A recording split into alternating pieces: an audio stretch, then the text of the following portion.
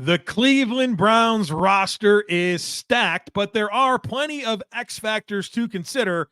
We're examining the state of the Browns roster today on the Locked On NFL Scouting Podcast.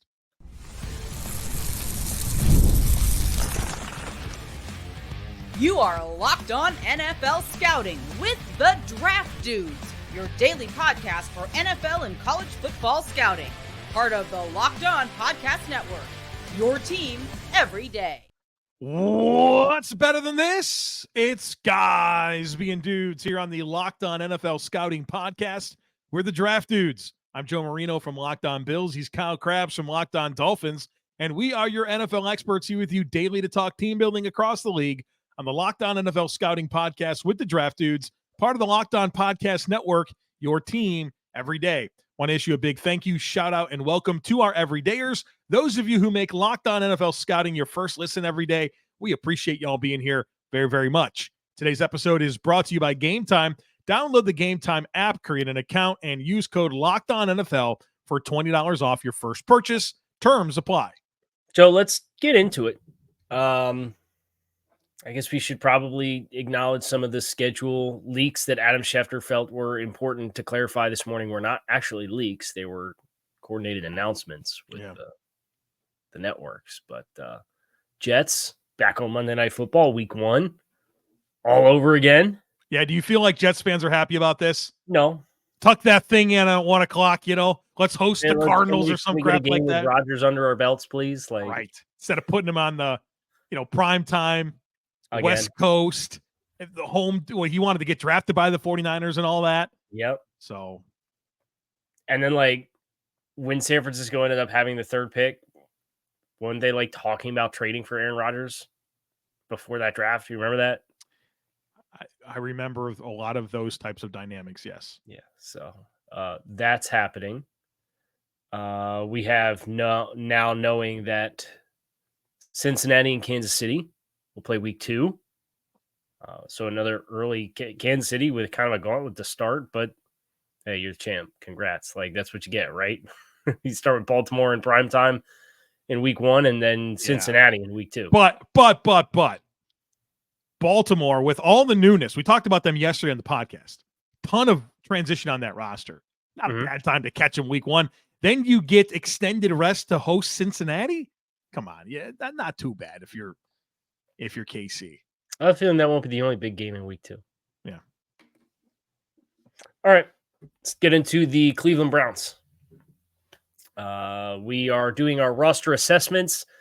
As Joe said, we did Baltimore yesterday, looking at all of the significant contributors on the roster and putting them in various buckets of classifications for players. Roster cornerstones, quality starters, adequate starters, rookies, replacement level players, quality depth options, incomplete evaluations, practice squad developmental players, and non-roster caliber players.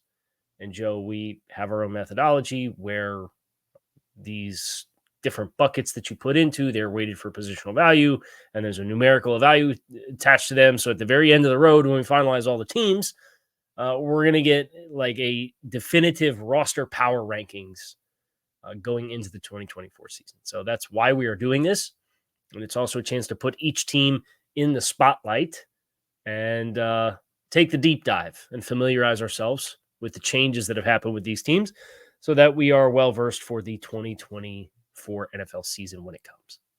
Roster rankings where you show your work, Kyle Crabbs. That's what I love about what we're doing here over the next 8 weeks. So welcome to the microscope, Cleveland Browns. I guess we should start this conversation on offense, where there's a lot to like, Kyle Crabbs, a lot to like when it comes to the skill players, when it comes to the offensive line, which we will obviously get into. But I feel like you have to start this conversation with the backfield dynamics of Deshaun Watson coming off injury and Nick Chubb coming off of injury. And you've heard the Browns say that they're going to take a very conservative approach with Nick Chubb and his return. Obviously, Jerome Ford was able to give them reasonable play in a big spot for him last year, but they've certainly hedged that with a couple of additions in Nyheim Hines and Deonta Foreman. And so when and how effective is Nick Chubb? And, it's been a long time, right, for Deshaun Watson and his road back to becoming, potentially one of the best quarterbacks in the league once again. But it's also been a long time since we've seen that with consistency. I thought there was definitely improvements last year, but again, it's just a small sample size, right? We didn't get a chance to see that much Watson. So there's a lot to like around those two players, and we're going to get into that. But I feel like that's the big thing on my mind with this Browns offense. What do we get from Watson? What do we get from Chubb? Yeah, because a lot of the other infrastructure, as you mentioned, is good. It's deep. I think there's a lot of quality options, both sides of the football, for this football team. So, the guy who touches the ball on every play, and I'm not talking about the center, and the guy who traditionally touches the ball as a skill player more than any other skill player in your offense, the running back and the quarterback. There's just a lot of mechanics with a little bit of unknown. But as far as Watson, the last update that I had seen was about a month ago. He was back to throwing. He was on QB Unplugged, said the situation is good. We're in a great spot and right where we need to be. Plenty of time to ramp up the throwing sessions, but everything's going pretty smooth. So you feel good. Obviously, injury to a throwing shoulder is always a little scary, right? Because it's the whole function of your ability to do your job is tied to that arm. I put him in adequate starter because we don't want to continue to skirt by and not give a classification for Deshaun Watson.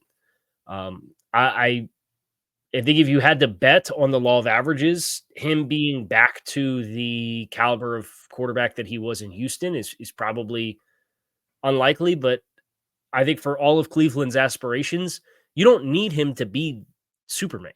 We learned that last year. Yeah. Right. Yeah. And just look at how many games this team won with a revolving door quarterback. Yeah. So I think stability would go a long way. But I put Watson for the time being, based off the sample size we got last year, in the adequate starter bucket. It's just a really interesting dynamic because I started this conversation talking about Watson and Chubb, and they did all that they did last year, right? Mm-hmm. Without him. Yeah. So that's the cherry on top. You got a stacked defense. You have a really good offensive line and some exciting receiving talent. And you know that you can win a lot of football games without Watson and Chubb. But boy, oh boy, you feel like the ceiling of this team is a lot different if you get those guys at the best versions of themselves. For sure. Yeah. I really like the supporting cast that they've put together. When you consider David Njoku in the career year that he had last year, and Amari Cooper aging very gracefully as one of the best route runners in football, right? This is a pro Amari Cooper podcast. We say it every year. We love Amari Cooper. It was outrageous that he got traded, Kyle, to Cleveland in the first place. You know what I mean? Where's that deal? Where's that for a five? Because Jerry was pissed and didn't want to pay him $20 million per. You kidding me? Jerry's going to sit around and do this with every single significant player. They're doing it right now with Dak again. They're doing it with. You would have thought they would have learned the first time they did it with Dak, where they strung that thing out for 2 years, and then he ended up getting a 4-year contract, but it was with a signing bonus that was, like, at the time the largest signing bonus that had ever been given out in the history of an NFL contract. You would have thought they would have learned. They didn't. Yeah. They did. Jerry Jeudy being brought in this year, I think is a really nice potential complement with the vertical speed element. I know there's a lot of potential with Jerry Jeudy to be a more productive player than he's been with the Broncos, but him coming in and being like your third passing option, I think makes him maybe not like a fantasy darling, but like from a practical application of like actual X's and O's and playing the games on Sundays. I like how he complements Amari Cooper and David Njoku. And then obviously you have Elijah Moore, who had a productive year last year. I think I maybe had higher aspirations for Elijah than what we got, but you are sympathetic to, as you already alluded to, kind of the musical chairs at quarterback all season long. As much as for the past seems like 4 years, it's been Cleveland Browns offensive line, best interior offensive line in football, and a first-round pick in Jedrick Wills that we were trying to figure out what he was, and obviously Jack Conklin they made several commitments to. I look at this offensive roster and I'm like, man, I really like what you guys have cooking with the skill group. separators at wide receiver and Jeudy and Moore and Cooper and then Mhm. Njoku of like you got to love that. If I think the most important trait for a wide receiver is ability to get open and create space, and they have a bunch of guys that can do that. Yeah. All right, we are going to talk about this offensive line, of course, the defense, and a whole lot more coming up in just a moment. So be sure to stick with us. Folks, you know what's coming up. The NFL schedule release. Tons of high-profile games that you're going to want to get to this season. And the place to get them is over at Game Time. Game Time is the fast and easy way to get tickets for all the sports, music, comedy, and theater events near you. I love this app. It's so awesome, so easy to navigate. They give you flash deals. They give you zone deals. They give you an all-in price of you from your seat, and they specialize in last-minute tickets. So maybe you want to get some tickets in advance, but you're not exactly sure if you're going to be available or not. You can get tickets right up into the day of an event in a place that really specializes in them. I love the inventory. I love that when you buy a ticket, it goes straight to your phone, and you don't have to dig through emails to find it. So take the guesswork out of buying tickets with Game Time. Download the Game Time app, create an account, and use code LOCKEDONNFL for $20 off your first purchase. Terms apply. Again, create an account and redeem code LOCKEDONNFL. That's LOCKEDONNFL for $20 off. Download Game Time today. Last minute tickets, lowest price guaranteed. Hey, did you see was it Drake May and Jalen Polk went to the Bruins game, the Bruins playoff game the other day? They sat front row. They had them like mic'd up watching the game. Do you see that content? I didn't know. Is really cool. I really enjoyed them getting a chance to experience losing to a South Florida team up close in person. Wow. I was wondering where this was going. So what so that was a petty moment from you. That's one of your better ones in a while. So Thanks, well man. done there. I appreciate that. So are they out? The Bruins are out? They play game 5 tonight. What's the series?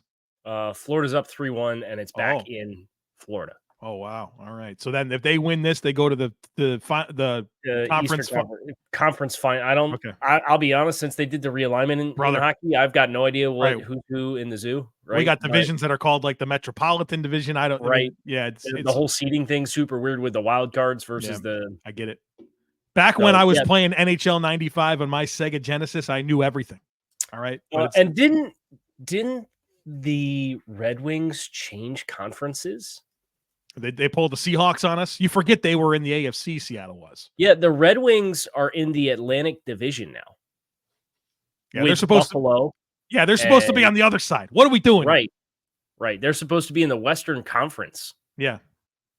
The non-my team conference. They're not supposed to be in the one that my team is in. The non-my team conference. All right. Anyway, we're back.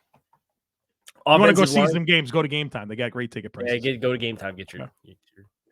Also, nice to see the Jets at the top of the standings for once here with the Central Division. They've only won the AFC East twice, right? Ever in the history. Yeah, they're who is that?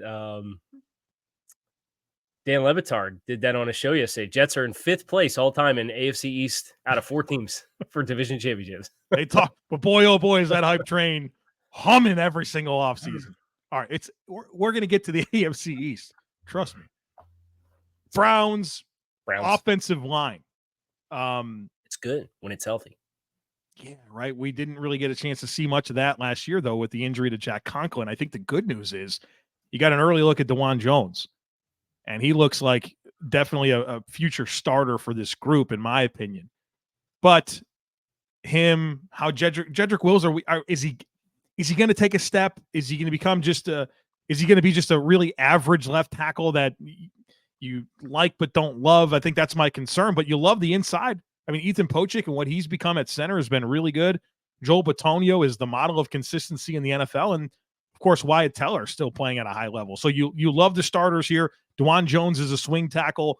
You got Brian Allen in the fray now as a depth player on the interior offensive line. I mean, this is a really rock solid group. Yeah, a lot of continuity too. I like the addition of Zach Zinter in the draft as well. Right, you have 2 guards in Bitonio and Teller who are expensive and not young guys, right? Yeah. So him coming off of an injury of his own with the leg break that he had last year at the end of the season, I missed the college football playoff, and I think the Big Ten championship game, but that was it. Brian Allen, logical fit in this scheme as well behind it. So, yeah, I think you could probably look at the 6 interior guys and feel really good about what you have. I think there's certainly more questions outside. You mentioned DeJuan Jones. He played 712 offensive snaps last year for this team. Posick, Bitonio, and Teller were between 999 and 1,187 snaps. So you got a rock solid group there. Pretty crazy how they went 4 deep at tackle with guys that played more than 500 snaps. Yeah. DeJuan Jones, Jerron Christian played 604 snaps. They'll be better because he's not back. Right. Jedrick Wills played 569, and then James Hudson plays 556. Yeah, so no James Hudson and no Jerron Christian. So yeah, if you get Jack Conklin and you keep DeJuan Jones in that spot, depending on what happens with Jedrick Wills, I know he's had some injury issues as well. And how they did his 5th-year option is kind of makes you feel like they're going to make another commitment to him. Did you notice what they did with that 5th-year option for restructured purposes? No, I didn't. They kicked out the 1 year fully guaranteed, and they put like 4 void years on the back of it. I didn't know you could do that. Let me float around and produce this thing and just pull that up real quick. But I know Cleveland, obviously, with that front office, and this is the team that spent more cash in the past 3 seasons than any other team in the NFL. Right? Their cash burn is at a very high rate. And the way that they accomplish that is that they are at the very front end of void years as far as that being a new tool that they use. Yeah, so his cap hit this year, he's getting the $14.175 million in cash, but only 4.1 of it is going against the salary cap this year. They prorated out the other $11 million cap breakdown. So you would think this signals. Oh, never mind. They restructured him last year too. So they've now restructured him 2 years in a row and put void years on the back of it. So this leads you to believe that they're locked in a bit on Wills as if they don't renew him, they're going to take a $12 million dead cap hit next year from void years. So you're inclined to think that they'll make some kind of investment to him, bring him back. Anything else on the offense before I rave about this defensive line? Yeah, there's going to be a lot of complimentary things said about the defense, so I'm good. I'm in love with the defensive line. I mean, star power, depth, youth, vets. I mean, this is sexy, Kyle Crabbs. It's also got like a guy too. So all of those things, and then by the way, it has one of the 3 best defensive ends in football. Yeah, Myles Garrett, who's as blue chip as they come, and Za'Darius Smith is the guy opposite of him. What a move that was to bring him in. And I know his sack numbers weren't good, but my God, he impacts football games. He gets pressure at an unbelievable clip. And to have a depth player like Owusu-Koramoah behind him and Alex Wright starting to show some life as well, that's an unbelievable situation on the edge. And then I love what they did on the interior, Kyle, because they for so long they were relying on these like mid-round draft picks and Jordan Elliott and Tommy Togiai and Perion Winfrey, right? And it was like, you just knew it wasn't good enough. They have fixed that. Of course, they brought in Dalvin Tomlinson, Shelby Harris. That's a really good pair of starters. But then to have depth players now in a Quentin Jefferson, what they're getting out of Maurice Hurst, really big time. And then they get Michael Hall in the draft this past year, which I think is just an unbelievable answer. So this defensive line has everything. Variety of skill sets, youth, vets, star power. It is studly in every imaginable way. Yeah, they have very quickly mitigated the presence of Siaki Ika. Yeah, you forgot about right. Well, yeah, you just went through the whole defensive line and didn't even mention his name because he's not worth mentioning. Yeah, well, he's a former first-round pick, right? Yeah, right. Mock drafts. We understand he wasn't really first-round pick. Right. Everybody watched the same thing that these Browns did with Danny Shelton and said, yeah, let's mock the very next version of that exact same guy in the first round again. Yeah, I've already moved on.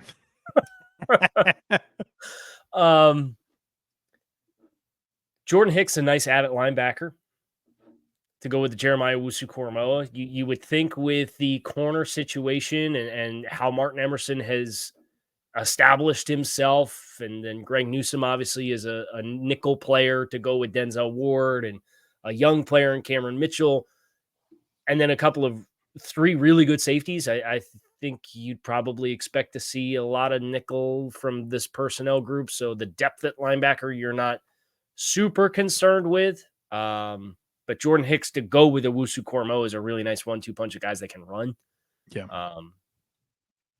I think one of those guys goes down. Maybe they're going to be looking for other names to bring into this group. I know Devin Bush has been an experienced player, and they have a late round pick in Nathaniel Watson. But if Devin Bush plays, I don't think I'd like it, especially with an aggressive defense where you need to make sure that the guys that aren't, you have a little bit more space to cover with Jim Schwartz and what he asks guys to do and how aggressive they are on defense.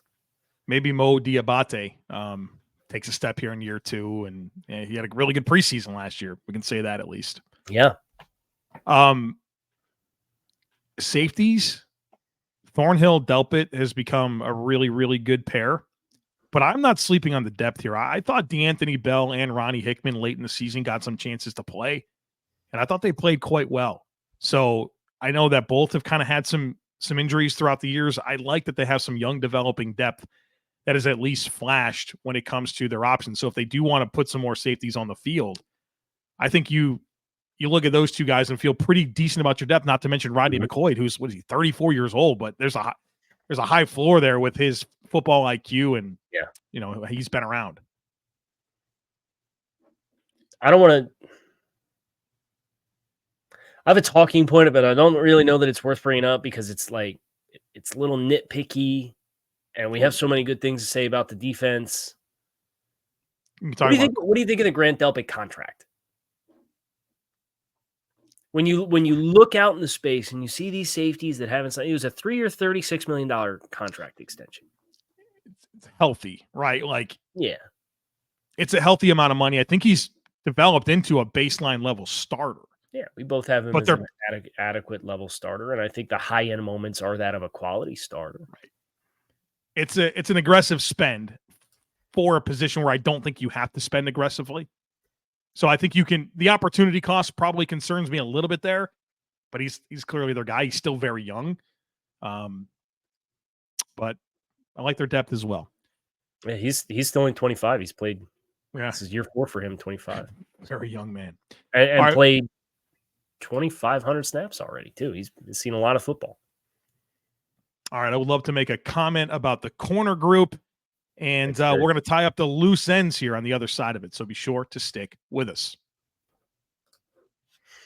It's winner take all time in the NBA and NHL, and FanDuel is giving you a shot to bring home a big win of your own right now. New customers can get $150 in bonus bets with any winning $5 bet. That's $150 to bet on spreads, money lines, player props, and more. Just visit FanDuel.com/lockedon and make every playoff shot count. FanDuel, America's #1 sportsbook. All right. Corners are good. What else do you want to say about it? They're really good.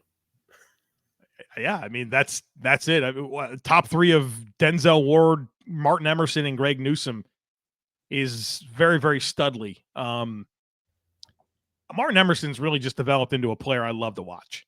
The way he chokes routes, how physical he is, him becoming a thing, I think has changed this defense as much as anything that's happened. I mean, obviously, like Myles Garrett, like that's huge, and Jeremiah Owusu-Koramoah being on the verge, I think, of being a roster cornerstone type player. But Emerson becoming a thing, and that allowing Newsome to play in the slot, and then, of course, Denzel Ward being Denzel Ward. This top 3 corner situation is really, really good. Now, I don't love the depth. I think if if somebody goes down, I think you tap into Newsome's versatility and maybe put Cam Mitchell in the slot. But that's probably as good of a top 3 corners as you're going to find in the league. Probably. And I know this is a pro just as much as this is a we're pro who here? Amari Cooper. Pro Amari Cooper. We're pro Greg Newsome as well. Sorry, I'm looking and seeing a lot of blues on the depth charts. I'm like, who did we single out? Say that we were a pro already. There's a pro Greg Newsome podcast, alumni, Draft Dudes alumni, Greg Newsome. And he's a really impressive player too. And I think this defense allows him to shine in a lot of ways. And Emerson's development's just been outstanding for a guy that was super physical. And the question was, could he run? And well, when you play with your hands and your length the way that he does it, it helps mitigate some of those questions quite a bit. How about their upgrade at kicker? Dustin Hopkins, I mean, he's been like 90% the last 3 seasons. And I think that's it's nice to stumble into something like that, after some of the trouble they've had at that position. Not that I want to spend a lot of time there, but shout out to upgrading there. Hashtag don't draft kickers in the 4th round. I think was Cade York a 3? He was 124th overall. Okay, so 4th round. Yeah. Don't do it. So we got some things to come to consensus too. We did this yesterday with Cleveland. I think we should make this a habit of ours, pointing out who we gave the cornerstone title to. So I have mine, you have yours. We are not in consensus with cornerstone players. There's one that we need to agree upon whether we're going to put him in that bucket or not. And then there's an administrative note that we need to make and acknowledge as well. So Denzel Ward, Myles Garrett, Amari Cooper. We are in consensus agreement that those are cornerstone players. Yes. As far as the caliber of player that they are.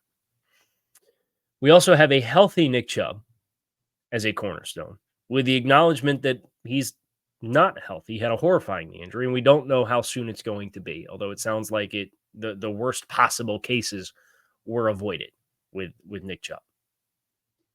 Can he just have like one injury that doesn't look like you walk away and you're like, his career's over? He's a tank.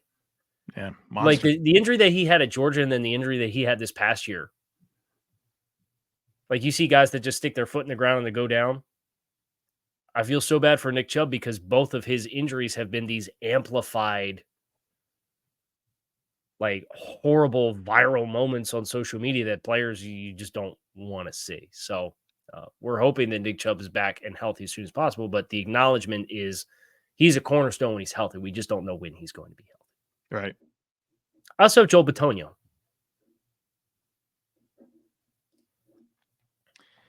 Okay, I gave him a quality starter label. He did. So you gave him a roster cornerstone label. Maybe it was kind of the inconsistency next to him. I thought if there was a time in watching Joel Bitonio where I thought maybe he lost a tick, it might have been last year. Was it enough to pull him completely out of roster cornerstone? Well, you certainly didn't agree with that. So I'm not going to fight you too hard here. Okay. Well, I see your point. I agree he didn't play his best football last year, but he was first or second team All-Pro in each of the 5 seasons before last. Just worried about his age a little bit. Yeah, and look, if his performance this year aligns with his performance last year and not the 5 years before that, then when we sit down and do this next year, I think I'll probably agree with you and be like, yeah, it's probably fine. Give him a chance to prove it. That's right. I've been more stingy than you, which has been interesting so far in these grades, but not with the quarterback situations. You're Oprah Winfrey getting everybody A's. You said corner or quarterback? Quarterback for the one we did last week. Yeah, got you. Yeah, that's true. No. Okay, so we'll put Bitonio. So that gives them cornerstones of Ward, Garrett, Bitonio, Amari Cooper, and Nick Chubb. And JOK is knocking on the door. Great player. So let's come to consensus. We have Jameis Winston. Handful of players. I think this is the most high-profile one, particularly because it's a quarterback. It's a guy who's been a starter. He's been productive, but ball security's been an issue. I had him down as a adequate level starter, and I know he hasn't really had those opportunities with consistency. But I just look at his full body of work as a player and still believe that he could be a quality, or not a quality, an adequate level starter if he had to play. So here's the thing. I agree with you when you say that. I also recognize that his opportunities to start really haven't been there. Mm-hmm. Like even like in New Orleans with kind of bringing in Carr, it's not like you kind of look at those guys maybe as both reasonable, like, okay, a certain level of a floor as a starter, but then like they moved on, and then we got teams that are like nobody was lining up to sign him to be a starter. So I think I kind of put that into it, but I think if he had to start, I think he can provide a sufficient floor. So I don't know. To me, that's quality depth. Okay. I'll come to you. I think you make a good point with the fact that he has, he was bypassed. He started 10 games in 2 seasons, and they bypassed him with Derek Carr anyway. So I'll side with you. Elijah Moore, you have as an adequate level starter. I, at this point, have as a quality depth option. Is your lens through specifically the focus of being a slot player? What's interesting about that is he plays out wide more than he does in the slot. You know what I mean? Like, but when you consider him with Jerry Jeudy, I guess is where, like, I would assume Jeudy and Cooper will be predominantly the outside guys. This is where I'm at with Elijah Moore. First of all, definitely a little bit of a pre-draft bias. I liked Elijah Moore a lot. This is his age 24 season. Mm-hmm. And I don't feel like there's been a single moment of stability for him throughout his career in terms of offensive infrastructure, quarterback play. So has he completely proven that he's absolutely a quality or a sufficient level starter in the slot? Probably not. But based on the skill set and the context of his situations, I feel like I want to give him the benefit of the doubt. But I understand that there's more to prove here. I wish that there was more efficiency with him for the type of player that he is. I guess for me, it was, his opportunities have gone up and his efficiency and his touches has gone down as that has happened, which kind of puts me in the frame of mind of maybe this is somebody who you'd like to see be an ancillary player and a complementary piece to what else you have. I think the move for Jerry Jeudy puts that in a better position to actually happen for him. Yeah. But his snaps have gone up 476, 731, 903 in each of the last 2 seasons. His yards per touch has gone down 12.3, 10.7, 9.6. So there's a valid point about the quarterback situation. There's no question. But I look at that along with now a 3-year sample size where it's a big enough body of work in theory where we should kind of know what you are. Scored 2 touchdowns in the last 3 touchdowns in the last 2 seasons. They make the move for Jerry Jeudy. It all just adds up to me where I kind of lean into you're a complementary piece to a wide receiver room, not a definitive like starter piece of a wide receiver room. You think that he's probably the 4th option in this passing game? Yeah. With Jeudy and Njoku and Cooper in front of him, I think so. So that's where I get hung up on this. It's like, well, not everybody, like you play all these different receivers, mm-hmm. and they're not on the field all at the same time. But like, I don't. What do we expect? What do we expect Elijah Moore to have done to this point with Zach Wilson and Joe Flacco, and like not being in the same? Like he certainly thinks highly of himself, which is fine. So anybody that's not a legitimate top 2 or 3 option in a passing offense, like because he's the 4th option, that's a quality depth role? No, it doesn't have to be. I mean, Cedric Tillman was the 3rd wide receiver last year from a usage rate. He played 600 snaps. So like it's still like being the 3rd wide receiver, it's still going to be meaningful snaps. Moore played more snaps than Amari Cooper last year. Yeah, well, I mean, those 2 guys were very, very predominant snap takers in the wide receiver room. So the role's there to be a starter. I kind of want a little more. And I was like all in on it last year. I thought there'd be a big boom for him. Yeah, I have a hard time pinning that on him. I'll meet Do you think it's going to get better as the fourth option? Yeah, I do. You think he will outperform last year's numbers? Maybe not from a volume perspective, but I think there'll be a lot more efficiency. But if it's dependent on those other things, then he's quality depth. I think those are our two biggest ones that we need to figure out. You put DeJuan Jones an adequate level starter. I left it as an incomplete evaluation. If I were to give him a grade, it would be an adequate level starter at this point, with room to grow. I'll meet you on Elijah Moore. Okay.